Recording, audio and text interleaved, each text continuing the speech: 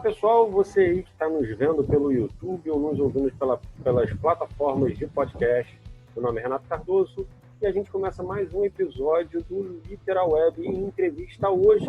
Entrevistar ela, que é romancista, ensaísta, né, professora e doutora em literatura brasileira, Karina Lessa. Olá, Karina, tudo bem? Obrigado. Oi, tudo bom? Boa noite, Renato. Obrigada aí pelo convite, né? Estou muito honrada com todo o trabalho que a gente vem desenvolvendo juntos, né? Muito feliz de poder estar aqui contribuindo um pouco, falando um pouco do que eu gosto, né? Que é literatura, sempre é o que mais me move como professora, me move como escritora, então eu fico muito realmente feliz e agradecida por estar aqui. Karina, então, já que a gente vai falar sobre literatura, a pergunta inicial é como a literatura surgiu na sua vida? Quando, como e quando, né? Eu acho que o caminho da literatura é uma construção, né? Uma construção que a gente vai fazendo, que parte da gente um pouco e depois também.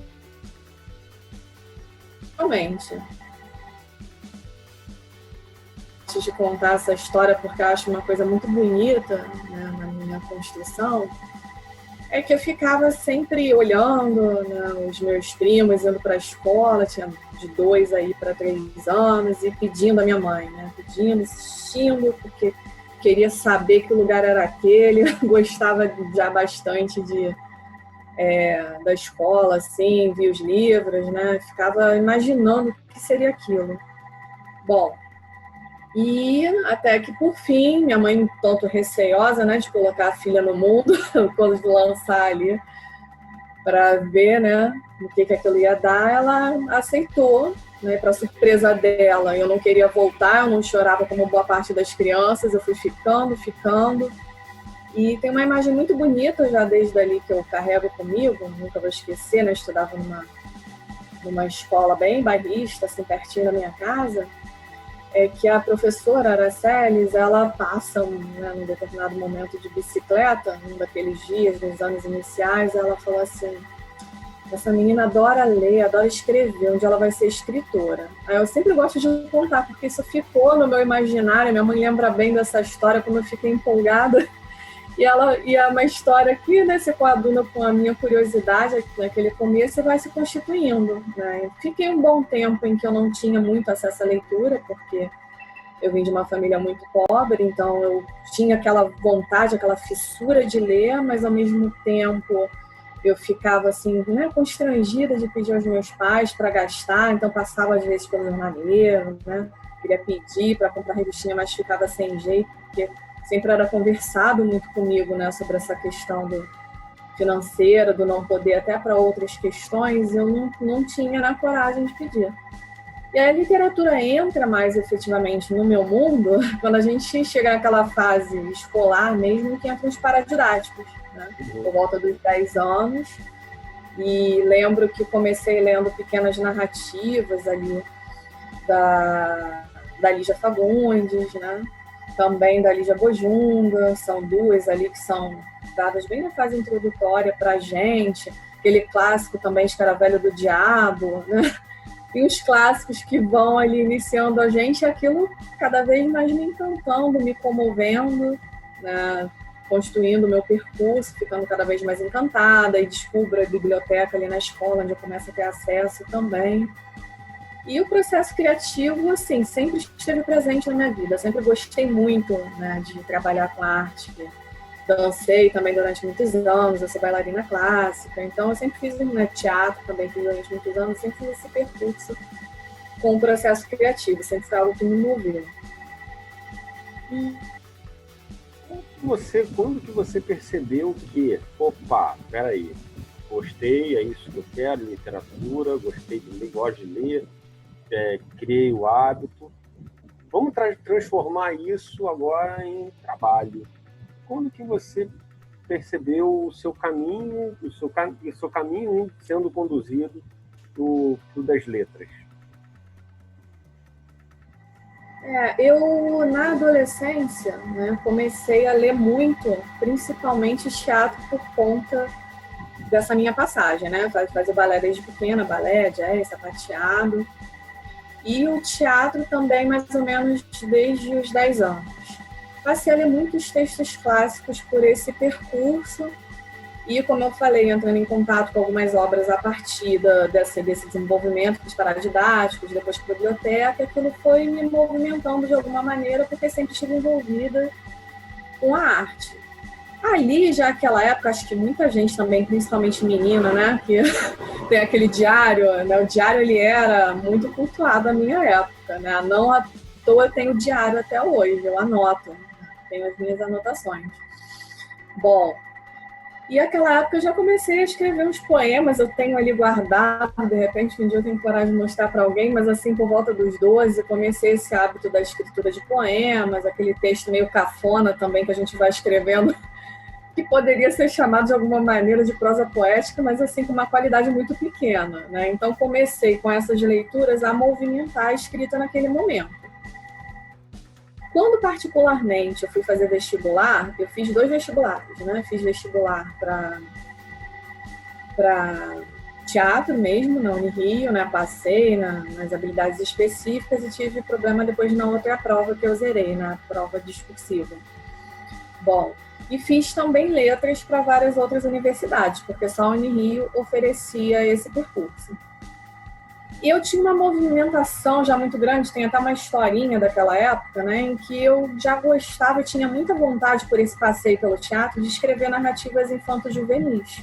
Que é até interessante, porque eu acabei abandonando de alguma maneira. Eu ainda tenho, já cheguei a escrever, tenho ali guardado, mas abandonei esse percurso de alguma maneira. Foi o que me moveu, né? Então, naquele momento, eu ficava ali entre a dúvida do teatro com a literatura. Entrei na universidade, que foi a de letras, e de cara já fui... e a gente, quando faz, né, faculdade de letras, se a gente entra com vontade de ser escritor, a gente tem um movimento duplo também, que é muito complicado, porque nos apresentam muita teoria e parece que você se sente um pouco incapaz de escrever. Então, eu tive muito conflito também relacionado a isso, né? Porque eu comecei a achar que tudo daquilo em que eu acreditava que poderia movimentar o processo criativo já não era mais válido, né? Me sentia aprisionada por tanta teoria, por tanta técnica, né? Parecia que eu não poderia mais escrever. Então, eu entrei nesse conflito também, né?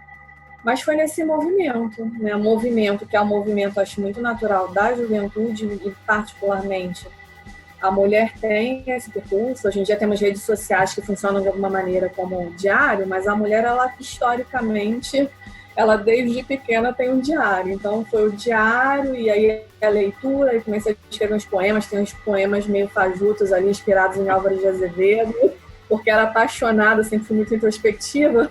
Então tenho lembranças de viver, em contraposição à lembrança de morrer. Tem umas coisinhas esquisitas ali guardadas. Foi nessa época. E a questão do teatro, né? Você fez dança, você fez teatro. O teatro, ele influencia diretamente na sua forma de escrita ou são processos totalmente paralelos, são processos totalmente separados do seguinte tocante? Eu sou atriz, né? Então não influencia. Ou não, tem uma influência ali, tem um diálogo entre aquilo que você escreve e aquilo que você praticou lá no teatro. Excelente pergunta. Ninguém nunca me fez essa pergunta e foi muito pertinente. Obrigado. Foi uma excelente pergunta, porque faz muito parte do meu processo criativo. Eu tive um percurso muito grande na linha stanislavskiana, que eu carrego comigo, carrego como teórica quando penso literatura, quando penso um bom escritor, né? E confesso que o meu processo criativo também passa por essa visão, né?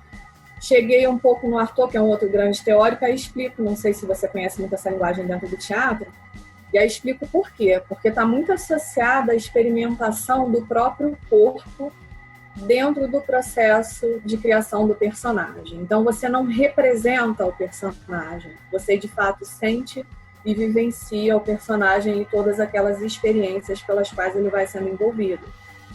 Então, E é uma experiência não à toa que leva muitas vezes a certas perturbações, né? Que a gente vê historicamente ao longo da carreira de muitos profissionais que se dedicam dessa forma. Então você também tem que ter um certo receio, um certo cuidado. E confesso que tanto como leitora, passando por esse processo criativo, a teoria stanislavskiana, do Arthur também, que tem a ver com o acesso ao inconsciente, é extremamente importante no meu processo criativo. Você lançou um livro, né, um romance chamado Aborto, correto? Isso. Conta para quem está te vendo, né, pelo YouTube, quem está te ouvindo pelas plataformas de podcast, do que se trata o seu romance, tá? E que você trouxe uma certa influência, né, do teatro para esse romance que você fez? Sim, bastante. Chego a brincar, inclusive, com a própria Orelha. Né? Na Orelha, não estou aqui com o livro agora que eu estou na casa dos meus pais. Bom, mas na Orelha eu faço um jogo em relação a essa própria relação da performance artística. Não é um jogo gratuito. E faço referência aos lugares pelos quais eu passei como próprios do espaço do palco. Né? E como o romance se passa no entre-lugar entre Rio de Janeiro, Minas Gerais, de alguma maneira eu quis que houvesse uma indiscernibilidade entre esse processo de atuação e a própria constituição da minha narrativa pessoal. Né?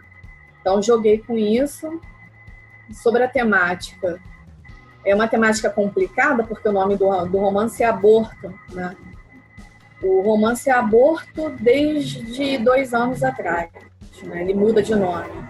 Inicialmente, o nome seria Pelo Vidro da Janela. Passou um tempo assim, ficou guardado em função do mestrado, doutorado, eu não toquei mais naquele texto. Então, foi um texto que se reconfigurou, muitas páginas foram perdidas. Não porque eu não visse mais qualidade, mas porque eu mudei o fluxo, eu trouxe outras experimentações, né, outras questões teóricas. Em 2017, final de 2017, ele passa a se chamar Aborto.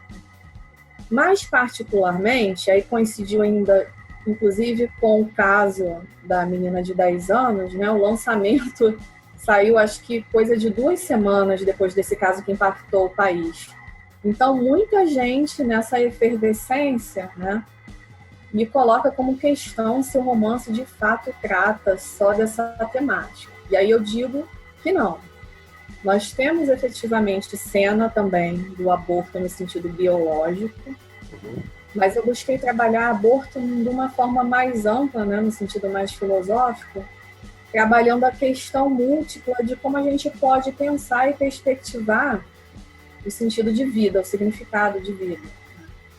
Partindo daí, a gente não só pode ler o título do romance como aborto, né, substantivo, como também aborto como verbo. Né? Bom, entram questões relacionadas a suicídio, a reflexão sobre a vida, né, a projeções também. Então, se amplia dessa forma e também se amplia de forma que eu busquei refletir também sobre a literatura, principalmente a literatura que vem sendo produzida nas 4 últimas décadas, né, digamos assim, desde a década de 80, quis buscar e refletir essa literatura que vem sendo produzida, eu também voltei um pouco ao modernismo, né, voltei ali aos pilares do modernismo. Então, tudo isso está de alguma maneira, não sei se foi bem sucedido, né, um amigo meu, que é excelente crítico literário, me faz uma pergunta muito interessante. Né? Karina, né, como você quis fazer um romance abrindo mão de fazer um romance? Estou me perguntando até hoje, me colocando essa pergunta, né, que foi uma pergunta muito pertinente, que de alguma maneira tem a ver com esse projeto estético e que não abre mão dessas narrativas contemporâneas também, né? Do lugar da mulher que se coloca, eu não quis que refletisse somente isso, tá? Um distanciamento grande, mas a questão também do feminino, do aborto, está muito presente. Né? Então é isso, né? Não sei. São vários caminhos. Você cita a questão, né? Você falou aí a questão da literatura da década de 80, tá? Esse retorno, essa questão dessa literatura, que até num bate-papo que eu tive com uma escritora essa semana, né? Conversando com ela é uma estudiosa da área, né? E aí eu até perguntei a ela, como que você vê, aí perguntando a você que também é doutora, né? Perguntando a você o seguinte, como que você vê esse processo, né, literário brasileiro desde a década de 80, 70, que tem muito aquela influência das questões sociais, né, muita a questão do contexto histórico do que estava acontecendo ali, que era a ditadura militar, finalzinho da ditadura militar, e hoje que a gente está no mercado muito amplo, muito aberto. Então, como que você vê essa passagem da década de 80 até a década de 20, né, dos anos 2000? Em relação à questão estética que se associa à noção de mercado? Que você diz? Pode ser, você pode entrar por esse âmbito também. É que eu não queria falar questão de qualidade. A questão da qualidade é uma questão interessante também, né, que acaba se colocando. Bom, pegando ainda na década de 80, né, a gente tem ali o que o Antônio Cândido, né, nosso digníssimo Antônio Cândido, vai chamar de realismo feroz.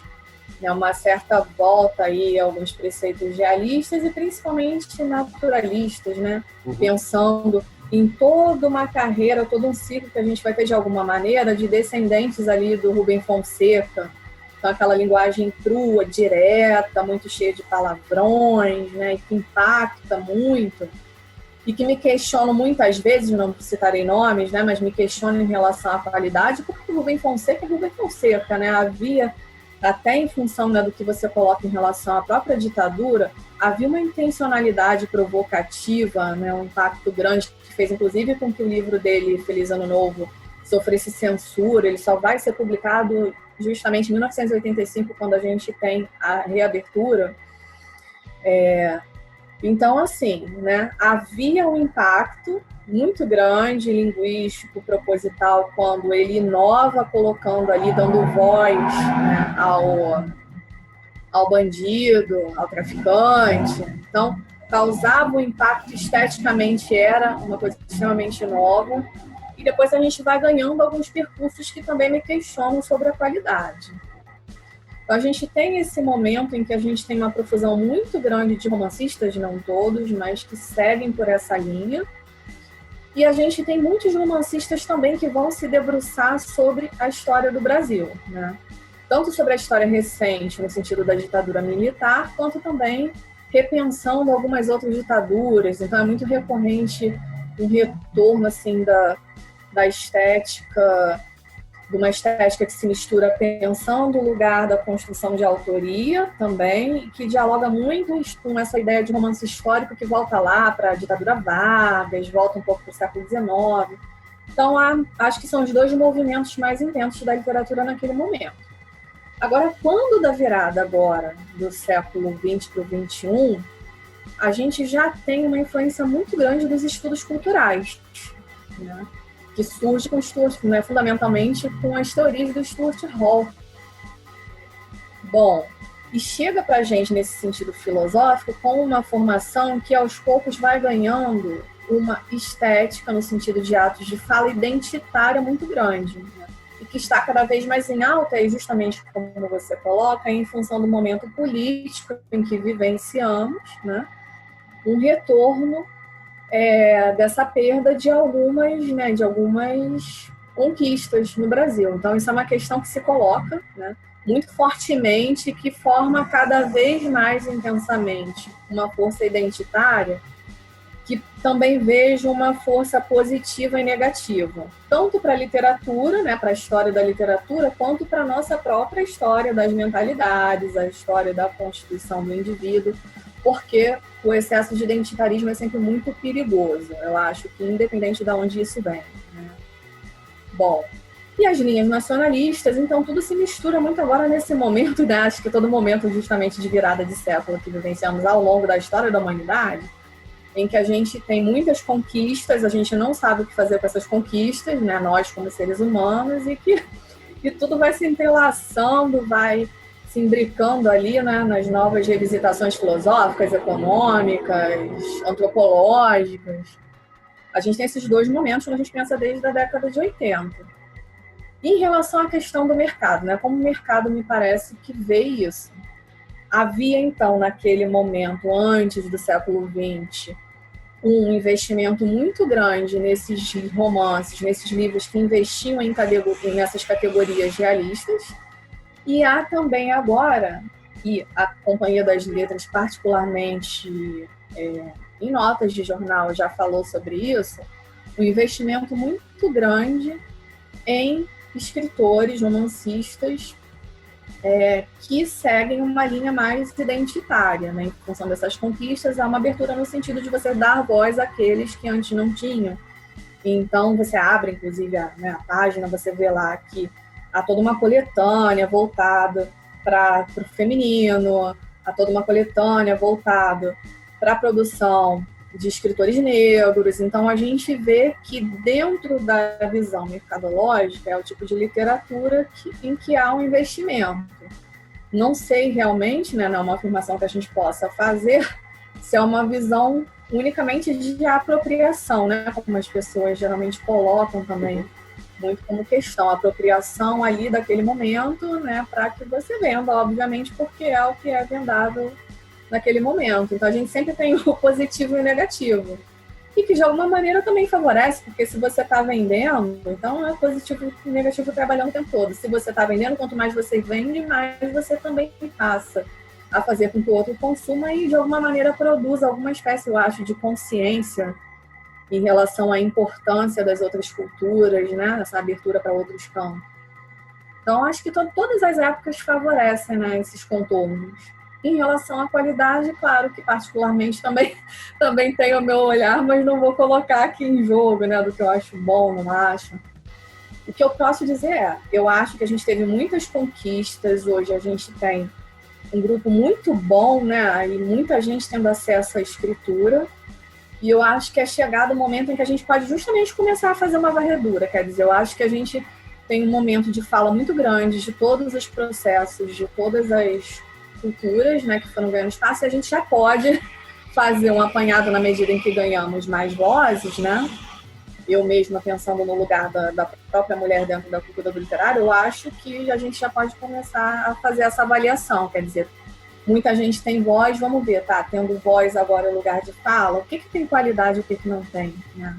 Eu acho que é algo importante. É a questão da democratização que a internet proporcionou na internet hoje.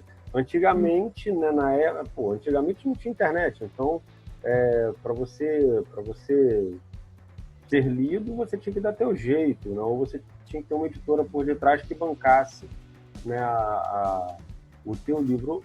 Com a vida da internet veio o blog, então as pessoas começaram a postar no blog. Hoje em dia, a autopublicação é totalmente viável, né? Mas o livro físico ainda é caro se autopublicar. Você faz um e-book, que é a coisa mais simples. Quem domina no mínimo de formatação do Word, consegue fazer um e-book. Eu tenho que pedir, tem que ver ISBN, isso aí você pede. Isso aí agora você mesmo pede, né? Tanto ISBN quanto ficha catalográfica. Então, assim, é uma democratização que a internet e que alguns meios, né, acabaram trazendo, né? Você tem onde eu vou vender. Tem diversas plataformas que você pode colocar lá e vender o e-book, né, por um preço abaixo e ser lido, né? Tem aplicativos, o Wattpad é um que proporciona você ser lido por diversas pessoas. Então esse ato de democratização requer da gente requer do leitor, na verdade, né? Requer do leitor um certo filtro, né? Um certo filtro para que... Exato, E você falando dessa questão, né, onde há muito esse rechaçar da cultura, da literatura, quer dizer, a gente teve uma geração que se impôs naquela época da ditadura, que é a geração mimeógrafo, né? Sim, sim.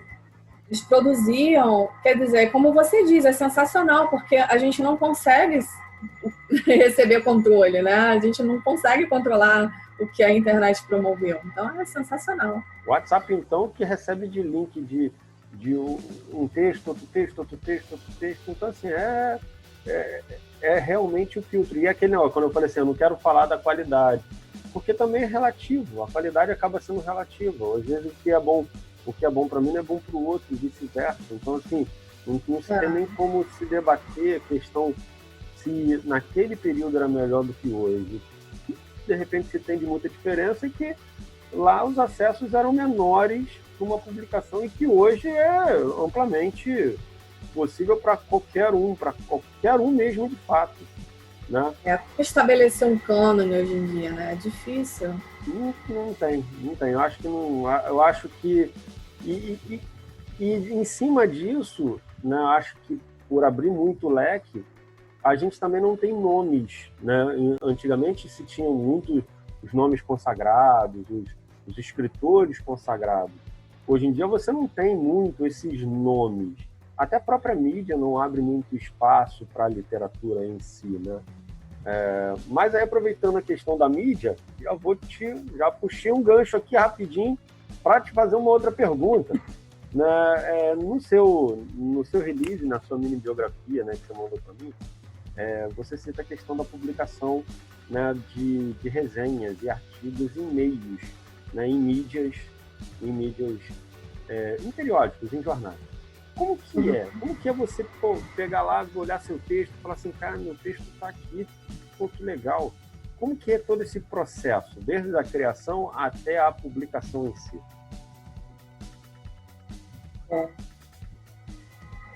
Eu sempre tenho muita inquietação realmente de pensar, né, o que será que as pessoas vão achar, vão ler, né? Eu tenho essa ansiedade. Eu não sei se todo mundo passa por isso, né? Você também escreve, deve saber me dizer pelo menos qual é o seu ponto de vista, né? Você fica ansioso e fica esperando o retorno, né? Seja ele positivo ou negativo, porque você também quer melhorar, quer saber o que as pessoas pensam para melhorar a sua escrita, para pensar se realmente é uma escrita produtiva dentro das ansiedades também da sociedade em que você está inserido, né? Porque imagina o que você falou, né? A qualidade, ela depende muito do olhar também individual, né? Então, é o olhar individual em relação à qualidade que também tem a ver com você pensar que você pode estar agregando algo, algum conhecimento e alguma experiência também, né, de mundo, de sentimentos a alguma pessoa. Bom, e eu fico sempre ansiosa esperando que pelo menos uma pessoa, né, eu lembro lá do Machado, Machado publicou em Ressurreição, né, que dirá 5 leitores, eu fico esperando que pelo menos me apareçam 5 leitores que me dê algum retorno, seja positivo ou negativo, para que eu possa receber uma influência. Essa pergunta é até muito pertinente, né? Porque algumas pessoas, né, é muito comum as pessoas pensarem que, né, falarem, coloquei o filho no mundo, ele está livre. Eu falei para o meu amigo, né, esse mesmo meu amigo, quando do lançamento, né, ele fez algumas perguntas assim, até brinquei com ele meio capciosas. Falei, eu tenho que te dizer uma coisa, o meu filho é um natimorto, né? Por que um natimorto, né? Eu não acho nunca que o nosso processo criativo está pronto, né? Menos ainda que eu tenho que esperar do meu leitor aquilo que eu provoquei, aquilo que eu pensei em criar. Então, a obra está entregue ao leitor, né? Inevitavelmente, você fica esperando essa relação de troca, né? Se houver, pelo menos, segundo Machado, lá, os 5 leitores que me dão retorno sobre cada texto desse que eu publico, né? Seja entre poetas, no suplemento, né? No rascunho, no meio acadêmico também, né? No artigo científico, eu já fico felicíssima, empolgada para seguir, né? Para movimentar a minha reflexão. E aí você falou diferentes mídias, né, nas quais você publica hoje em dia. E aí você citou os artigos científicos. Eu pesquisando, vendo aí pela internet, eu vi um crescimento muito grande nessa área, né? Tanto é que aí eu me propus a vir suplementar a SAF, né? Justamente para pegar essa galera. Qual a diferença, né, de público? E, lógico, a diferença da escrita é grande de uma para outra, mas de um público para outro estilo, qual que dá mais feedback? Em relação aos artigos e às resenhas publicadas em jornais? Perfeito.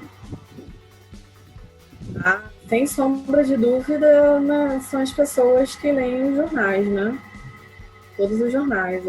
Público, e é um público ótimo, interessantíssimo, né? A gente, né, mais uma vez, você tem essa experiência, você também sabe bem, a gente recebe um retorno que é tanto do público especializado quanto do público que é o leitor comum, né, mais popular. E me interessa justamente o público comum, né? Por quê? Né? Porque a minha vontade, né, é de oferecer a leitura como um bem maior, né? Então você, como escritor, você às vezes se especializa muito e fica de alguma maneira um tanto travado, né, com todas aquelas vozes acadêmicas. E você tende que cada vez mais ampliar as suas né, reflexões, as suas leituras de mundo, né? E a gente vai lá no Paulo Freire, essa leitura de mundo, que vai desde do seu processo, do seu início da formação, até o público que se amplia para o acadêmico. Eu acho que é o público mais interessante, né? E eu fico tentando sempre buscar uma linguagem que medir, não sei se consigo medir os públicos de forma ampla. E o artigo científico está muito associado ao meio acadêmico, ao público especializado, e vejo muito mais como, né, por parte da maioria, como uma necessidade não só de produção de ciência, que é importantíssimo, mas dá conta também de uma demanda, que é aquela demanda do professor universitário. Você tem uma carga a cumprir, né? Quando você escreve para o jornal, não, né? Você tem aquela liberdade que é da escrita pessoal, daquilo que te move, daquilo que realmente faz com que você tenha vontade, né? Dana, não tem aquele teor tão profissional, né? A escrita, eu acho que ela é muito mais prazerosa quando ela não passa pelo profissional. Uma sutil comparação entre o prazer e a obrigação. Uhum. Pelo menos por aí, né? Você cita que você fez parte de coletâneas de contos. Como que é como que é fazer parte, né, justamente de uma coletânea, ou de diversas coletâneas, de estar ali com diversos autores? Foi tudo no mesmo período? Foram em momentos diferentes? Vou tentar diluir as perguntas, porque eu estou fazendo muita pergunta no mesmo tempo. Como que é você pegar teu livro, pegar teu conto e falar assim, beleza, está publicado. Você lembra do primeiro conto publicado? Da satisfação que você pegou quando você pegou o livro e viu? Eu adoro coletânea, Renata. Adoro. Sabe por quê? Porque justamente ganha um significado outro, né? Cada vez que você produz um trabalho, obviamente você produz objetivando de alguma maneira impactar de alguma determinada forma. É óbvio que você, como eu já mencionei, o interessante é justamente aquilo que é construído, né, que o outro passa a te oferecer justamente em formato de pergunta e que vai fazer você crescer. Mas a coletânea ela tem um teor muito interessante porque o seu próprio texto dentro do Matemática ganha um determinado contorno que é o contorno daquele grupo. Então, se estabelece aí também uma questão de visões que se assemelham, que se diferenciam, né, num grupo de uma época. Então, eles vão se construindo pela semelhança e pela diferença mutuamente, né, os pontos ali. E dentro do impacto também da publicação, nossa, é muito bonito, assim, impactante, né, quando a gente pega ali, as pessoas dão um pouco valor hoje em dia, mas assim, eu gosto muito de papel. A gente estava falando de e-book, é sensacional, mas assim, eu ainda tenho esse apego ao papel, eu tenho de dizer. Então, assim, foi muito emocionante ver a minha escrita impressa no papel, né? Aquilo me deixou muito impactada. E realmente essa noção do grupo, que eu te digo, né? Eu acho que é muito interessante. Eu gosto muito de coletânea por isso. porque são várias pessoas pensando sobre um tema, né? O primeiro da minha coletânea. Acho que foi de 2010, 2011, se eu não me engano, essa primeira. Era viagens de papel. Então, de alguma maneira, se abria um pouco, né? Mas era justamente para pensar as nossas viagens, que são as viagens de leitura, e não as viagens físicas, né? Em que a gente se transporta. Então, pensar o nosso lugar de viagem de leitura. E aí entra justamente, né, se associa a uma outra pergunta que você coloca. Esse primeiro ponto, ele é um ponto que tem um diálogo com Pirandello, que é um teatrólogo, né? Ele partiu, né, se chama Um Autor à Procura de Personagens, e ele parte justamente do Pirandello, que escreve um personagem à procura de um autor. Então eu fiz uma inversão para pensar uma questão ali estética de alguma maneira também. Fazer uma pergunta. Então, a minha viagem. Vou te fazer uma pergunta rápida e assim, é o que vier na tua cabeça. Tá? Um autor, por quê? Machado. Não pelo clichê, por pensar, né, o Machado dentro do nome clássico canônico, mas por pensar ele justamente num lugar de autenticidade dentro daquilo que é universal. Machado é, sem sombra de dúvida, um escritor universal, e é um escritor universal que é o nosso primeiro escritor negro, que foi extremamente autêntico e nunca se inquietou com as perguntas que lhes eram oferecidas, né, em determinado momento, todo o questionamento social que não foi fácil de todas as partes, né, seja das partes escravagista, abolicionista. Então era um momento muito difícil e ele não deixou de ser um dos nossos escritores mais produtivos, né, um escritor negro, pobre, como a gente sempre coloca, mas que tem essa força que realmente constrói a nossa identidade. E uma coisa bacana com o Machado, né, que ele está sendo descoberto pelos americanos, se eu não me engano, acho que 2, 3 anos para cá, né, ele tá sendo traduzido. Primeiro foi Memórias Póstumas de Brás Cubas, agora Dom Casmurro, e assim, os americanos estão encantados com a obra do Machado, né? Foi no caso, acho que, se eu não me engano, foi uma professora que veio fazer doutorado aqui em literatura brasileira, gostou, e pra lá, fez a primeira tradução, a galera gostou, fez a segunda. Então, assim, é o que eu vejo engraçado, né? Aqui no Brasil, a gente não tem esse lance dessa valorização extremada dos clássicos, muito pelo contrário, né?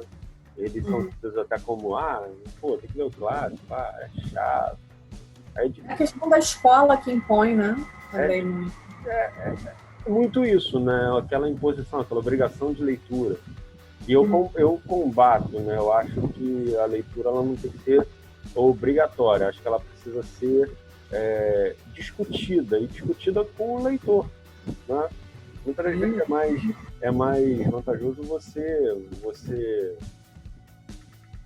pegar uma obra que de repente vai cativar o teu aluno, e em cima disso, num dado momento, uma situação que ele vai chegar, você vai conduzir ele para uma leitura de um clássico, mas tem que ter um início, né?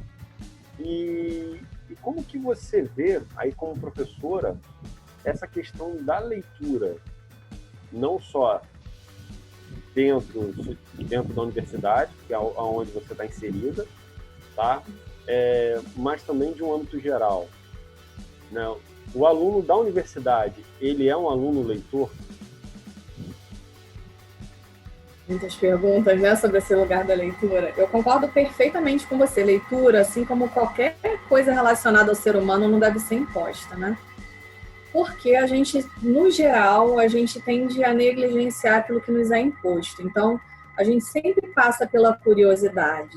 Então, entra o que você falou, né? A questão do cânone é justamente essa. A gente cria, em determinado momento, um certo ranço, os alunos criam um ranço porque é aquilo que é imposto, né, aos alunos. E principalmente imposto de uma visão muito historicista, porque a gente ainda tem essa visão muito pragmática dentro do ambiente escolar, né? Eles não apresentam a narrativa, não ensinam o aluno a pensar a narrativa, o texto, o prazer daquelas histórias. a gente ainda tem uma metodologia muito pragmática de ensinar por escola, né? Escola tal, com tal característica, e aí o aluno fica já, né, cansado, vai pegar o machado e ainda pensa, nossa, aquela linguagem histórica que eu não alcanço, né? Fica no âmbito ali do inacessível. E, inevitavelmente, né, ainda que sejam estudantes de letras, eles chegam à universidade, na maioria das vezes, sem serem leitores. E esse é um enfrentamento muito grande pelo qual a gente passa em quaisquer cursos, né? Eu tenho a experiência de ser professora de letras, mas eu também já dei aulas de língua portuguesa em relações internacionais, né? Para o pessoal de economia, administração, direito.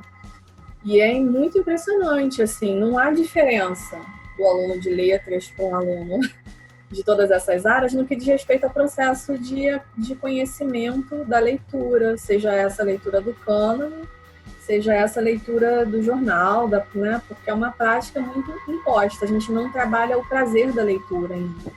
Acho que ainda, com toda a pesquisa que fazemos, essas pesquisas não chegam em termos metodológicos de forma grata e efetiva para, desde pequenos, os alunos serem provocados a quererem conhecer e desbravar a leitura. Claro que não é algo que é uma regra, né?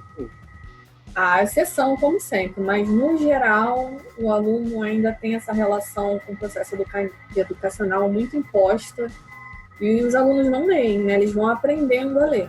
Eu acho que no curso de letras, né, é algo que a gente consegue, de alguma maneira, começar a provocar. Mas é um ganho, é uma luta, é uma briga. A prática da leitura. É porque, às vezes, engana-se muito, né? A leitura da faculdade é uma coisa. A leitura mesmo é outra, né?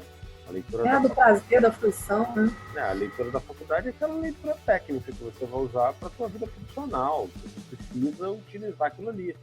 São as informações teóricas que você precisa trazer. Agora, a leitura em si, né, perpassa por caminho do gosto da pessoa. E, muitas das vezes, né, a leitura do livro em si, não só do técnico, mas do literário mesmo, né? E aí aonde se esbarra. Opa, peraí, então eu leio muito, mas eu leio o quê? Né? Então, pois é. Você sabe que você falou isso agora, né? E tem uma coisa que um professor meu dizia muito na universidade, que realmente era um ganho, né? Quando eu pensava em levar José de Alencar, né? Esse clássico para a sala de aula, José de Alencar, Machado. Ele falava assim, ó, você quer fazer o seu aluno ler José de Alencar? Pega lá o Lucíolo, que é sempre recomendado, começa pela cena da Lúcia, né? Ali como Lúcifer subindo em cima da mesa e tirando a roupa. Então, é isso, né? Parece que é uma bobagem, né? Ele leva ali para o extremo brincando, mas é ali que você ganha o aluno, porque ele acha que o José de Alencar vai ser sempre aquele velho que ele vê na fotografia, que está impondo uma narrativa chata numa linguagem histórica. Ele nunca vai imaginar, porque nunca, no geral, a gente não oferece a narrativa em si, que é o que você falou, essa fruição, esse prazer da leitura, da narrativa, da história, que é o que vai movimentar, né? Ele nunca vai imaginar que vai encontrar isso, porque não é isso que a gente costuma oferecer. E realmente era um ganho quando você trazia todas essas questões, essas narrativas para frente de cena, né? Pensar Álvares de Azevedo, que parece um velho, mas que morreu com 24 anos e era um boêmio que caía de bêbado pelos cantos afora, né? É aquele momento que você dá o estalo e identifica o aluno com... Agora vamos falar sobre experiências, né? Fala pra gente uma experiência que a literatura, um fato, alguma coisa que passou pela tua vida que a literatura pôde te proporcionar. Uma experiência, qualquer experiência? Qualquer experiência. Eu acho que a grande experiência que eu ganhei justamente, Renato, assim, que para mim é muito gratificante com a literatura, foi ter me tornado professora. Porque eu fui realmente fazer faculdade de letras por ser uma apaixonada pela arte, pela escrita. Então eu fui, no Brasil isso é uma ingenuidade, né? No Brasil em vários outros países, né? Mas no Brasil é uma autêntica ingenuidade você fazer um curso de letras pensando em ser um escritor. E eu fui querendo ser uma escritora. E a grande maravilha que a literatura me trouxe foi ser justamente professora. Eu não me vejo não sendo uma professora. Se alguém, né, eu sempre digo que eu não gosto de passar pelo processo de conceituação. Eu não gosto, tenho uma certa relutância. É claro que para mim, né, eu tenho os meus conceitos, mas eu não gosto de apresentá-los. Eu sou muito platônica nesse sentido, né? Eu gosto que me construam e não gosto de entregar aquilo que eu penso. E realmente, ser professora é uma categoria que eu tenho muito prazer de abraçar e foi algo que a literatura me proporcionou. Não me vejo não fazendo isso pro resto da minha vida, se eu quer ser professora. Uma publicação sua que ficou marcada, e por quê? Bom, sem sombra de dúvida, a publicação desse meu primeiro romance é algo que vai ficar historicamente muito marcada, porque passou por muitas fases, né? E por muitas questões também que passam pelo pessoal e das quais eu ainda me recupero. Entraram muitas questões muito cansativas no processo de escritura desse romance. Apesar de ser um romance muito enxuto, né? Um romance de 105, que ficou ao final com 156 páginas, e foi um romance que já chegou a quase 300, porque eu recortei, eu tenho uma versão original, mas recortei em função de algo que eu pensei. Então foi muito exaustivo, porque eu tenho, né, até o Eric Bernardi, nosso amigo, né, que trabalha com você, colocou isso como questão. Eu falei, ó, eu vejo, né, começou a ler, eu falei, pô, eu vejo muito do Graciliano Ramos ali, né, aquela linguagem enxuta. Realmente, nesse romance, Graciliano foi essencial. E eu também fui revisora de texto, né, durante muito tempo. Então, eu também tenho uma certa obsessão por ficar relendo, reescrevendo e enxugando. Foram muitas experiências, assim, de trabalho mesmo, de exaustão para chegar no que eu queria e exaustão também emocional. Então, você acabou de citar aí a questão da revisão, né, como revisora, e eu acabo tendo muito contato com revisores, né, Eric é um deles, e Eric relatou a mesma coisa que você, pouco depois que eu conheci Eric, né, há uns 2 anos atrás. Como que é esse processo? Você criou o texto, você revisou o texto e você vai publicar o texto. É teu, beleza. Como que é esse processo de revisão do texto do revisor? É o revisor que faz ou o revisor manda para alguém, confia em alguém mesmo e não lê? E publica confiando na pessoa, mas mesmo assim ele lê? Eu vou te confessar uma coisa que aconteceu, bem engraçada, assim, ninguém conhece essa história, né? Só o meu editor Barbosa, desse meu primeiro romance. Como eu te disse, foi muito exaustivo o trabalho, né? Revisei por demais. Isso não quer dizer que eu considero meu trabalho perfeito. Não vai ser, é óbvio que você precisa de um outro olhar, porque seu olhar fica inevitavelmente viciado. Mas o fato é que eu sofro dessa obsessão, né? Da revisão, da reescritura. E nada é gratuito no meu texto. Nada, absolutamente nada. Cada escolha, se você vira uma fuga ali da norma padrão, aquilo quer dizer alguma coisa. Bom, e a minha revisão passou pelo processo também, né? Essa minha revisão exaustiva, por escolhas, inclusive, de espaçamentos, de mudar o corpo, né? Do texto em determinados momentos, porque aquilo era essencial. E aí, quando mandei para a revisão, né, quando mandei para o editor, eu esqueci de especificar tudo isso, né, por falta de experiência mesmo, de que eu em cada lugar tinha feito um recorte, um espaçamento, uma escolha de determinado corpo, porque eu precisava daquelas mudanças. Esqueci de fazer isso. E aí ele me mandou, não bastasse a revisão, algumas revisões que eu tive que reler e também pontuar, ele me mandou toda desconfigurada nesse sentido. Eu quase tive um treco, assim, eu falei, eu esqueci de falar, a culpa é toda minha, mas assim, cada escolha, e coitado, ele teve que passar para o diagramador, né? Porque é o diagramador que vai olhar essa questão dos formatos dos espaçamentos. Aí foi ter que conversar com o diagramador, com a revisora. Eles tinham feito uma revisão também, né? Hoje em dia a gente tem esses programas, aí o programa meio burro mudou uma outra palavra. Coitado, foi horrível. E aí ele sofreu esse embate aí comigo. Eu falei, você me desculpe, mas eu carrego aquela obsessão lá do Luiz da Silva, que é um personagem do... Não sei se você já leu Angústia, do Graciliano, que justamente performa esse caráter do editor, do revisor de texto do Graciliano, que é bem forte ali. Então, assim, bate forte. E ele sofreu na minha mão, coitado, mas agora eu já tenho a experiência. Da próxima vez eu vou avisar, ó, muito cuidado, porque cada escolha... Porque o Eric fala da maturação do texto. Até eu vi uma live que vocês fizeram que ele justamente falou isso, da maturação do texto. Eu falo, Eric, eu sou um cara tão ansioso, que tem horas que eu nem quero saber. Eu faço a revisão depois que ele está postado. Eu pego e faço a revisão, aí entro lá e edito algumas coisas. Porque é a questão da ansiedade. Eu tenho a questão da ansiedade de justamente colocar ali para ver logo, né, se vão gostar ou se não vão. E não tem problema. Se não gostar, pode falar para mim que tá beleza, eu vou melhorar o que tiver que melhorar. Se tiver bom, beleza também. Né? Então, assim, por essa ansiedade, eu boto lá e depois eu vejo. Né? Depois eu passo o olho e vejo. Aí, é o processo inverso, né? Deveria olhar antes do que ver. Né? Mas acaba acontecendo o contrário. Karina, é isso, né? É a experiência de cada um. A gente está caminhando para a reta final. É a última pergunta. Você tem ensaios publicados, né? Que é uma área, né, de publicação no Brasil um pouco mais restrita, digamos assim, né? Como que é?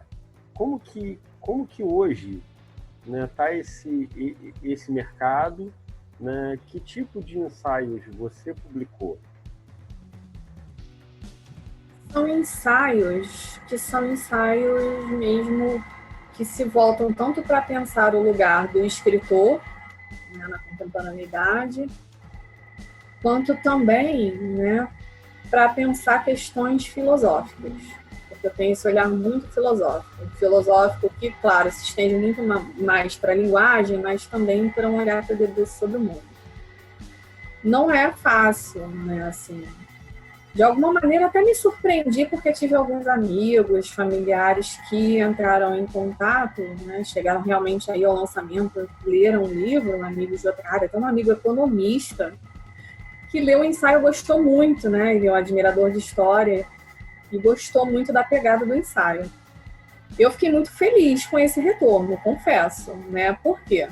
Porque é aquilo que eu te falei, é o processo de você mediar o escritor com uma escrita muito técnica, né? Porque o ensaio ele acaba ganhando, e principalmente porque esses ensaios eles foram extraídos da minha dissertação e da minha tese, né? Dissertação de mestrado e tese de doutorado, então acaba tendo esse peso. Dissertação e a tese de doutorado já tinham um peso, um cunho ensaístico, independente da minha revisão. Eu não tinha muito consciência do porquê que eu era ensaísta, principalmente quando da escrita da minha dissertação de mestrado. Mas estudando mais a fundo, principalmente depois que desenvolvi o pós-doutorado, estudando a obra de um grande ensaísta, que é o Silviano Santiago, né, eu pude ganhar o meu autoconhecimento. O que eu vejo? No fundo, é muito isso. Eu tenho uma relação de respeito, digamos assim, muito grande com um romancista. Então, acho que quando você escreve um ensaio, é só a relação de respeito, não é um respeito nesse sentido tradicional do termo, não, tá? É um respeito no sentido de você gostar tanto da obra daquele autor que você escolhe se debruçar e estudar, que você não quer fissurar, né? E debruçar aquilo que você é sobre a obra do autor. Realmente eu não entendi quando eu fui ler o Silviano, né? Eu acho que é justamente essa sensação que eu tenho, que vai estar lá no Genealogia da Ferocidade dele, quando ele faz uma análise do Guimarães Rosa. Eu não quero domesticar as obras dos autores que eu admiro. É muito a sensação de que eu quero agregar, né? Eu quero ver o que eles me ensinaram e o que eu posso dar de retorno, né? Então, eu aprendi, lendo Silviano Santiago, eu aprendi isso sobre mim, exatamente isso. O que você me agregou, o que eu posso retornar de alguma maneira a partir da leitura da sua escrita, né? O que você me ensinou? É isso, né? Eu acho que o ensaio tem esse lugar do devolver àquele escritor aquilo que ele te ensinou, que não necessariamente é aquilo que ele já tinha. Perfeito. Karina, como que as pessoas podem fazer para entrar em contato com você, para ver seu trabalho, para ler seus escritos, para adquirir o teu romance? Bom, né? Primeiro contato já é esse que você me proporcionou, né, Renato? Que eu acho que é aquilo que você falou, é o lugar que mais me dá prazer, porque não está passando também, tento não passar tanto pelo acadêmico, que é, né? Me ler ali semanalmente no Entre Poetas, né? Bem como se estende lá para o Suplemento Araçá. O romance, ele está disponível tanto no site da editora, que é a editora Batel, por lá o meu editor, né, tem dialogado bastante comigo e eu dou o retorno com a dedicatória. E por via dos outros meios, está disponível também na Amazon, a gente tem e-book, ele está à venda também e-book, não só impresso, então na Amazon, na Travessa, alguns outros sites também que eu não me recordo bem agora, acho que também está na Cultura. Então tá com uma distribuição bacana, né? O livro também sai sobre o Graciliano. Tem uma boa distribuição em todas essas redes, né? De venda, Travessa, Amazon. É isso. Mas o primeiro contato, realmente, o que atualmente me dá mais prazer é o espaço que justamente ganhei com você, né? Que é maravilhoso. Então, pessoal, olha só, você que está nos vendo aí pelo YouTube, você que está nos ouvindo pelas plataformas de podcast, tá?